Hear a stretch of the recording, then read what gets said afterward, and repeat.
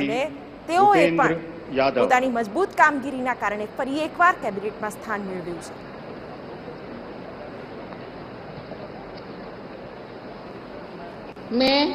मैं भूपेंद्र यादव ईश्वर की शपथ लेता हूं कि मैं विधि द्वारा स्थापित भारत के संविधान के प्रति सच्ची श्रद्धा और निष्ठा रखूंगा।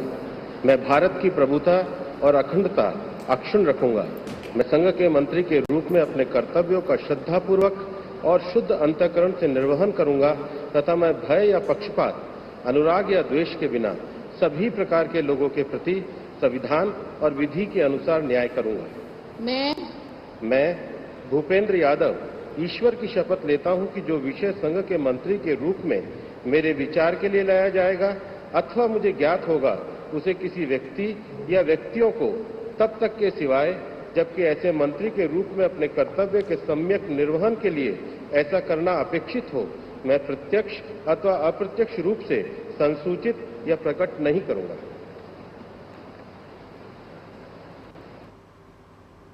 નરેન્દ્ર મોદી સાથે લગભગ 71 જે સાંસદો છે તે પ્રધાન પદના શપથ ગ્રહણ કરી રહ્યા છે। કાર્તિકભાઈ, હવે જે રીતે શપથવિધિ ચાલી રહી છે અને જે ચહેરાઓ આપે જોયા, નવા નવા પડકારો, નવી નવી આશાઓ દેશ ચોક્કસ રાખીને બેઠો છે। ચોક્કસ આ દરેક નવી સરકાર પાસે નવી આશાઓ હોય છે। આપણે 5 વર્ષે નવી સરકારનું ગઠન જ એટલા માટે કરીએ જી કે પક્ષ ભલે એનો એ જ રહે પણ ફરી એકવાર એને વિચારવાની તક મળે। તો અત્યારે તો દ્રશ્યો અમે આપને બતાવી રહ્યા છે। ભૂપેન્દ્ર યાદવ ગુજરાતના પણ પ્રભારી રહી ચૂક્યા છે, તેઓએ પણ શપથ ગ્રહણ કર્યા અને આ શપથ ગ્રહણ વિધિના તમામ દ્રશ્યો પણ અમે આપને બતાવી રહ્યા છીએ। એક બાદ એક સાંસદો શપથ ગ્રહણ કરી રહ્યા છે। ગજેન્દ્ર શેખાવતના આ દ્રશ્યો જોઈ શકાય છે। તેઓ પણ જોધપુરથી સાંસદ તરીકે ચૂંટાઈ આવ્યા છે, તેઓ પણ કેબિનેટમાં સ્થાન મેળવશે, તેઓએ પણ શપથ ગ્રહણ કર્યા છે। કાર્તિકેયભાઈ, જે રીતે એક બાદ એક ચિત્ર સ્પષ્ટ થઈ રહ્યું છે, એક સંતુલિત કહી શકાય એવું કેબિનેટ અને સાથે જે રીતે ચિરાગે પણ કહ્યું કે દેશ પણ મોટી અપેક્ષા રાખીને બેઠો છે।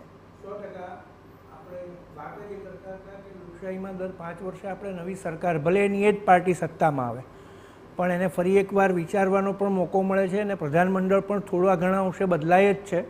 કારણ કે સંખ્યા એટલી અને એટલી રહેવા છતાં પણ મંત્રીશ્રીઓ કેટલાક હારી ગયા છે, કેટલાક જીતી ગયા છે।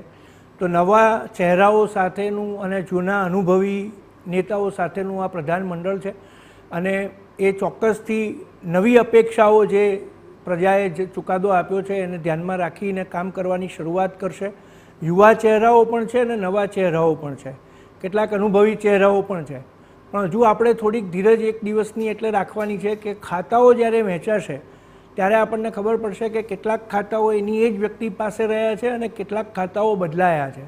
ખાસ કરીને ભારતીય જનતા પાર્ટીની સરકાર જે લાંબા ગાળાનો મેપ બનાવીને ચાલી રહી હતી અને 2014થી એણે કામ કરવાનું ચાલુ કર્યું હતું, એ જે મજબૂત દિશામાં જે મુખ્ય મુદ્દાઓમાં આગળ ચાલવા માગે છે ત્યાં મને લાગે છે બહુ મોટા ફેરફારો નહીં થાય। દાખલા તરીકે ગઈ સરકારોનું સૌથી મજબૂત જે પાસું છે એ એની વિદેશ નીતિ હતું અને વિદેશ મંત્રાલયે ખૂબ સારું કામ પણ કર્યું છે અને જયશંકર પ્રસાદનો એમાં રેકોર્ડ પણ એટલો જ સારો છે। એવું જ ઇન્ફ્રાસ્ટ્રક્ચરનું નિર્માણ એ ભારતીય જનતા પાર્ટીની પ્રાથમિકતા હતી અને નેશનલ હાઈવે હોય કે સાગરમાલા પ્રોજેક્ટ હોય કે બધામાં નીતિન ગડકરીએ જે કામ કર્યું છે એ જ કદાચ મંત્રાલય એ જો ચાલુ રાખે તો એમની પાસે જે રોડમેપ છે એ મુજબ એ કામ ઝડપથી આગળ વધી શકે। એટલે સંરક્ષણ મંત્રાલય હોય કે ગૃહ મંત્રાલય હોય એ લગભગ ભારતીય જનતા પાર્ટી પોતાના રોડમેપ મુજબ અને પોતાની જે દ્રષ્ટિકોણને અનુરૂપ નેતાઓ છે એની પાસે જ રાખશે। બધાની નજર હોય જ અને નાણાં ખાતું એ સૌથી અગત્યનું હોય છે, કારણ કે જ્યારે આપણે આર્થિક પરિવર્તનો અને આર્થિક વિકાસની દિશામાં આગળ વધતા હોઈએ છીએ ત્યારે તો નિર્મલા સીતારમન જે છે અર્થશાસ્ત્રના જ વિદ્યાર્થી છે, અર્થશાસ્ત્રના અભ્યાસુ છે, એમણે કોઈપણ પ્રકારની એમની ઉપર વ્યક્તિગત બાબતોને લાવ્યા વગર જ એમણે પગલાઓ લીધા છે। આમ છતાં આ ચૂંટણીમાં ઘણી બધી બાબતો એવી ઊભી થઈ છે કે જેણે આર્થિક પ્રશ્નોમાં જ પ્રજાએ અસંતોષ અનુભવ્યો હોય। બિલકુલ। એટલે નાણાં ખાતું જો નિર્મલા સીતારમણ પાસે રહેશે તો પણ એમણે કેટલીક બાબતોમાં ફરી વિચાર કરવો પડશે અને અન્યથા નાણાં ખાતું કોઈક બીજા પાસે પણ તમે યોજનાઓની અને ચોક્કસ પોલિસી લેવલની વાત કરી રહ્યા છો, જે સમાચારમાં ગઈકાલથી ચર્ચામાં હતું કે હવે જે સહયોગી પક્ષો છે એણે નાક દબાવવાનું શરૂ કર્યું છે. પહેલાં તો ખાતાઓ ચોક્કસ માંગ્યા અને બહુ સંકેતોની વચ્ચે ભાજપે ના પાડી કે આ 4 ખાતા છે, ધારો કે વિદેશ ખાતું છે નહીં મળે, ડિફેન્સ ખાતું છે નહીં મળે, ગૃહ ખાતું છે નહીં મળે, નાણાં ખાતું છે નહીં મળે. પરંતુ આ બધા સમાચારોની વચ્ચે એક યોજના, અગ્નિવીરની યોજના, આનો પણ જેડીયુએ ગઈકાલે ખુલીને વિરોધ કર્યો છે. પોલિસી લેવલે પણ હવે ચોક્કસ ભાજપા જે છે અથવા તો નરેન્દ્ર મોદી જે છે એણે ફેરફાર કરવા પડશે.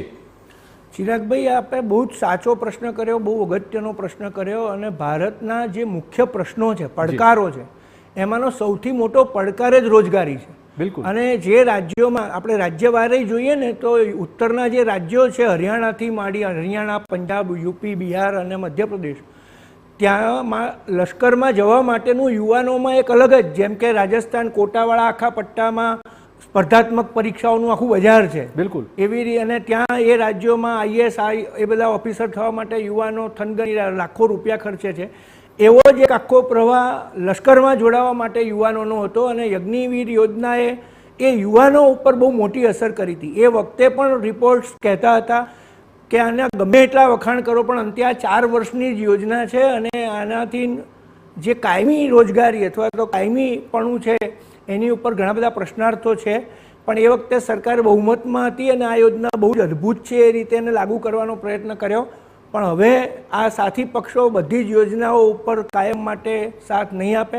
અને હું પોતે પણ એવું માનું છું કે સરકારે પોતાના અગ્રતા ક્રમમાં રોજગારી અને રોજગારી કરતાં પણ હું વધારે ભાર મૂકું છું સારા વેતન સાથેની રોજગારી. ભલે ખાનગી ક્ષેત્ર રોજગારી આપે પણ એ સાવ અનિયંત્રિત ન હોવું જોઈએ કે ગમે એટલું શોષણ કરી શકે. તમે સ્કૂલમાં શિક્ષકોને 3-3 હજાર પગાર આપી શકો, યુનિવર્સિટીની સેલ્ફ ફાઇનાન્સ કોલેજો ખોલો, એમાં 6-7 હજાર વધારથી પગાર ન આપો. એ ન ચાલવું જોઈએ, કારણ કે એ જ આપણો મોટો આર્થિક પડકાર છે. બીજો મુદ્દો જે ઇલેક્શન દરમિયાન જ ખાસો ચગ્યો કે દેશમાં આર્થિક અસમાનતા ચોક્કસ વધી રહી છે અને એને કોઈ નકારી શકે તેમ નથી. આર્થિક અસમાનતા એ આપણો બહુ મોટો પડકાર છે અને એના ઉપર તો ટીવીની એક આખી લાંબી ડિબેટ થઈ શકે એમ છે. અમે અર્થશાસ્ત્રમાં છેલ્લા ઘણા વખતથી આ નોંધીએ છીએ કે લોહીમાં જેમ ચોક્કસ જગ્યાએ ગઠ્ઠા થઈ જાય તો એ શરીરને નુકસાન કરે અને આપણે એટેક પણ લોકોને આવે છે. એવી રીતે અર્થતંત્રમાં આવકોના ગઠ્ઠા થાય છે. એટલે રાષ્ટ્રીય આવકનો પ્રવાહ જે વહેવો જોઈએ એ રીતે વહેતો નથી. દાખલા તરીકે હું તમને એક ઉદાહરણ આપું કે 10,000 કરોડના ખર્ચે કે 5,000 કરોડના ખર્ચે સરકાર નેશનલ હાઈવે બાંધે છે. પહેલાંના સમયમાં એક સમય એવો હતો કે જ્યારે સરકાર 5,000 કરોડનો નેશનલ હાઈવે બાંધે તો એમાંથી 700-800 કરોડ શ્રમિકો સુધી પહોંચી જતા હતા, કારણ કે એટલો બધો શ્રમ એમાં વપરાતો હતો. અત્યારે આપણે ટેકનોલોજીના આધુનિકીકરણથી જે કામ કરી રહ્યા છીએ એમાં 50,000 કરોડનો રોડ બંધાય, એમાંથી 500 કરોડ પણ ગરીબો સુધી જો ન પહોંચે તો એ આર્થિક અસમાનતા ઊભી કરવાની જ છે. અને આવા 1,000 ઉદાહરણો છે જ્યાં પૈસા સરકાર તો ખૂબ જ વાપરે છે, સરકાર તરફથી પૈસા ખૂબ જાય છે. સરકારે જોવાનું છે કે એ પૈસા સામાન્ય પ્રજા સુધી કેવી રીતે પહોંચે. એક સમય હતો જ્યારે લોકો કરપ્શનની વાત કરતા હતા. હું એ કરપ્શનની વાત નથી કરી રહ્યો. અત્યારે સિસ્ટમ જ એવી થઈ ગઈ છે કે રૂપિયાનો એક બહુ મોટો ભાગ ચોક્કસ લોકો પાસે જતો રહે છે અને પછી બહુ નાનો ભાગ છેક નીચે સુધી જાય છે. આને બદલવાની જરૂર છે. નવી સરકારનું ગઠન આપણી નજર સામે અત્યારે થઈ રહ્યું છે, આપણે સાક્ષી બની રહ્યા છીએ. પડકારોની વાત કરીએ તો લાગે છે કે જે રીતે માપમાં રાખ્યું, અત્યારે ચર્ચા એ જ છે કે બીજેપીને પણ મતદાતાઓએ માપમાં રાખ્યું છે, એનડીએને પણ માપમાં રાખ્યું છે. તો આ માપમાં રાખ્યું એક સંકેત છે મતદાતાઓ તરફથી કે તમે માપમાં રહેજો, સત્તા ભલે તમારી હોય પણ તમારે હજુ અનેક ફેરફાર કરવાની જરૂરિયાત છે. અને એક સવાલ મારો પણ જોડી દઉં છું. બધા જ જે મહત્વના વિભાગોમાં રહી ચૂક્યા છે એ તમામને રિપીટ કરવામાં આવ્યા છે. એટલે જે